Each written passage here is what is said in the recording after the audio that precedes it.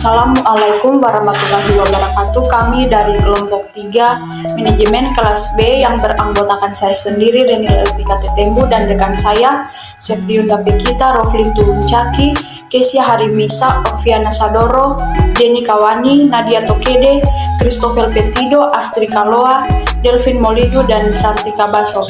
Di sini kami akan menjelaskan tentang teori permainan mata kuliah riset operasi. Baik, langsung saja kita masuk pada materi yang pertama yang akan dijelaskan oleh rekan kami Astri Kaloa. Teori permainan atau game teori. Teori permainan adalah suatu cara untuk mempertimbangkan dampak dan strategi dari orang lain terhadap strategi dan outcome kita. Permainan adalah suatu konteks atau pertandingan yang melibatkan dua atau lebih pembuat keputusan, yang masing-masing pembuat keputusan atau decision maker ingin keluar sebagai pemenang dalam pertandingan.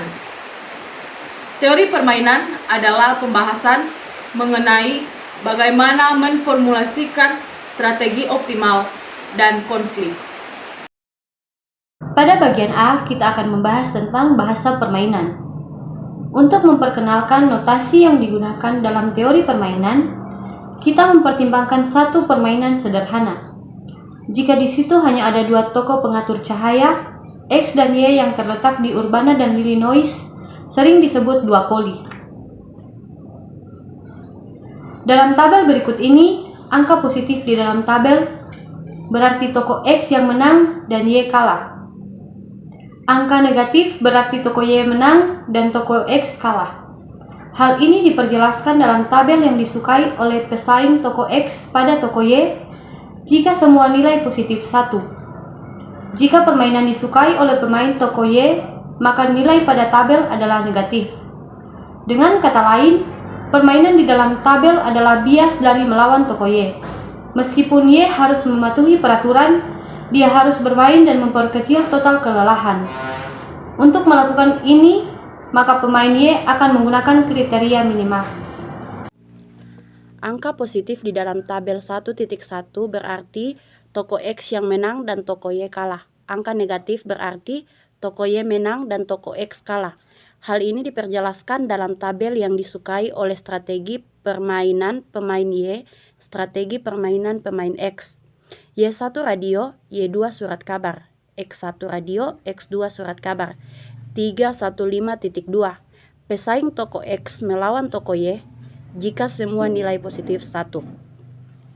Jika permainan disukai oleh pemain atau tokoh Y, maka nilai pada tabel 1.1 adalah negatif. Dengan kata lain, permainan di dalam tabel 1.1 adalah bias dari melawan tokoh Y. Meskipun Y harus mematuhi peraturan, dia harus bermain dan memperkecil total kekalahan.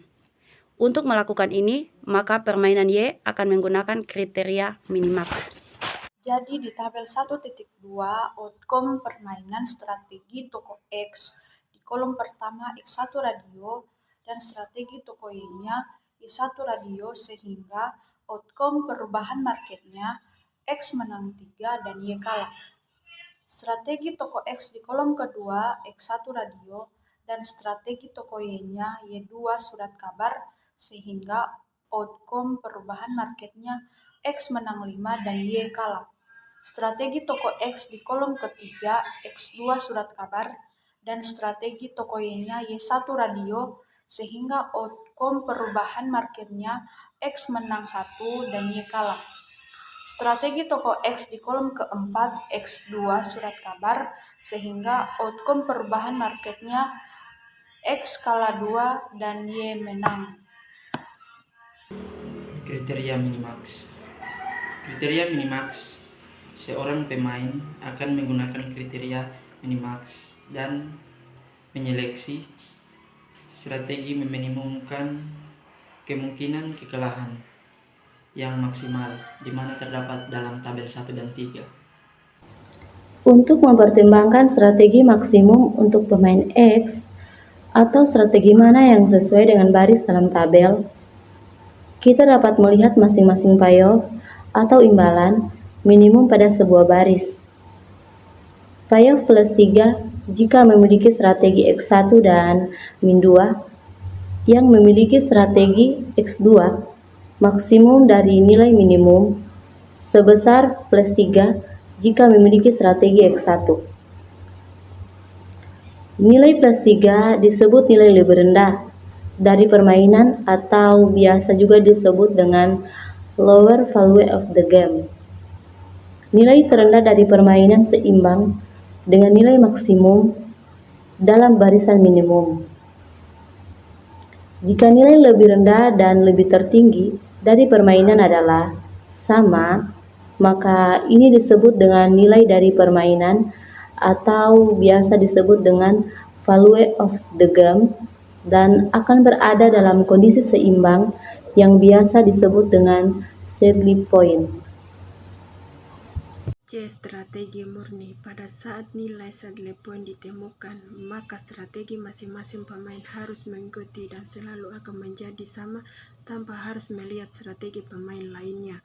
Hal ini disebut strategi murni. Saddle point adalah titik kondisi di mana kedua pemain sedang menghadapi strategi murni.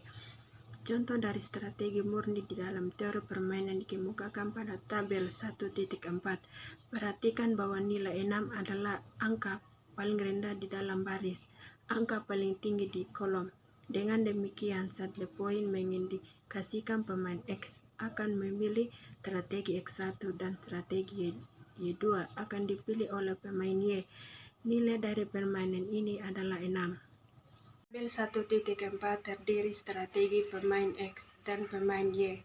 Strategi pemain X terdiri dari X1 dan X2. Begitu pula dengan pemain Y, yaitu Y1 dan Y2. Di kolom Y1 terdapat nilai 10 dan min 12, yang masing-masing melewati baris X1 dan X2. Dan di kolom Y2 terdapat nilai 6 dan 2. Yang masing-masing melewati baris X1 dan X2.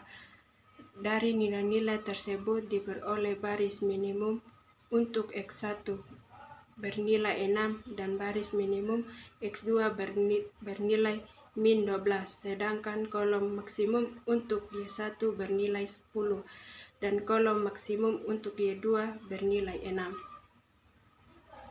Bagian D. Strategi gabungan. Pada strategi campuran, masing-masing pemain harus mengoptimalkan keuntungan yang diharapkan, atau disebut juga dengan expected gain. Pada saat tidak ada nilai saddle point, maka para pemain akan memainkan masing-masing strategi dengan presentasi waktu tertentu. Kondisi ini disebut sebagai strategi campuran dari suatu permainan. Cara umum untuk menyelesaikan permainan untuk strategi campuran adalah dengan mempergunakan keuntungan yang diharapkan atau kerugian yang diharapkan. Bisa disebut juga dengan expected gain or loss.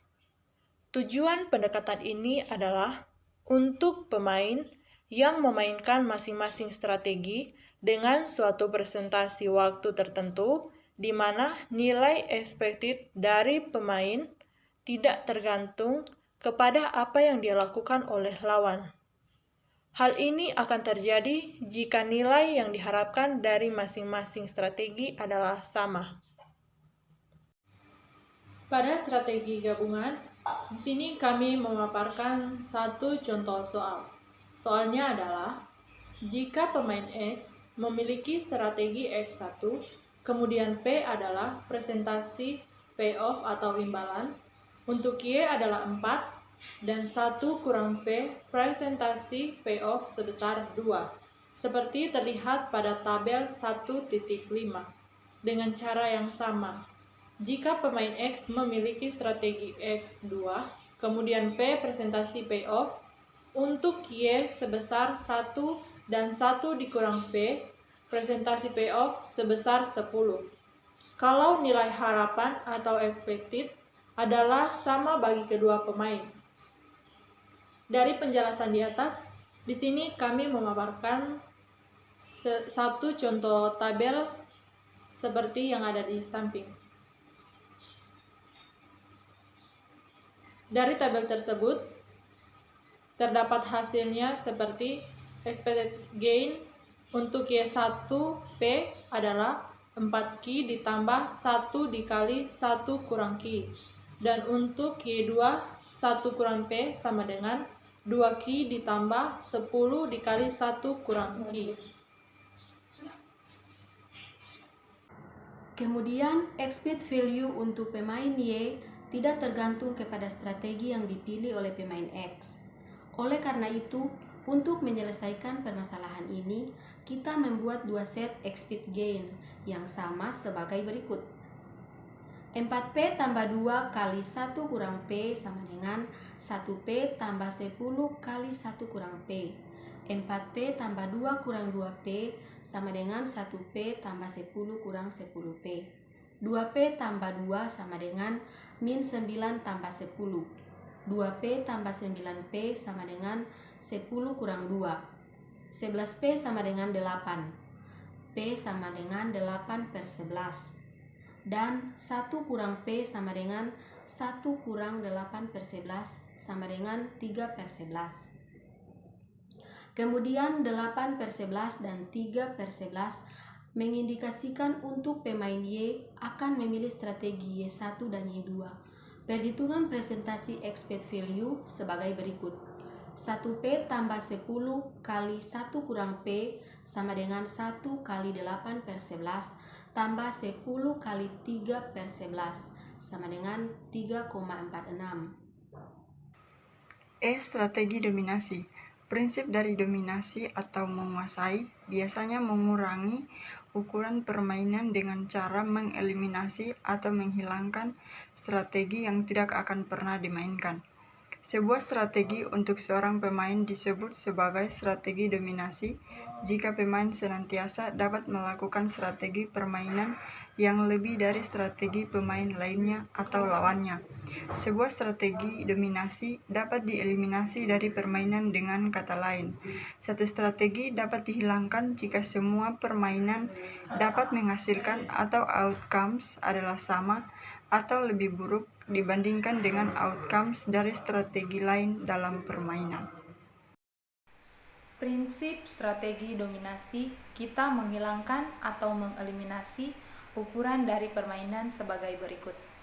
Strategi pemain X, X1, Y1 4, Y2 3, X2, Y1 2, Y2 20, X3, Y1 1, Y2 1. Dari tabel di samping didapatkan hasil X1 Y1 4, Y2 3, X2 Y1 2, Y2 20.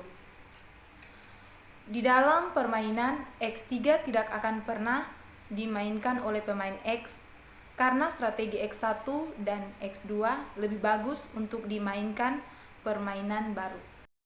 Selanjutnya strategi pemain X, X1 Y1 min 5, Y2 4, Y3 6, Y4 min 3, X2 Y1 2, Y2 6, Y3 2, Y4 min 20.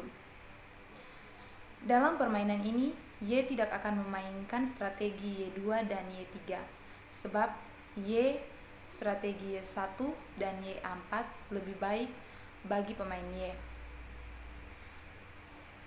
Dari tabel di samping, kita mendapatkan hasil yaitu Y1, Y2 min 5, Y4 min 3, X2 Y1 min 2, Y4 min 20.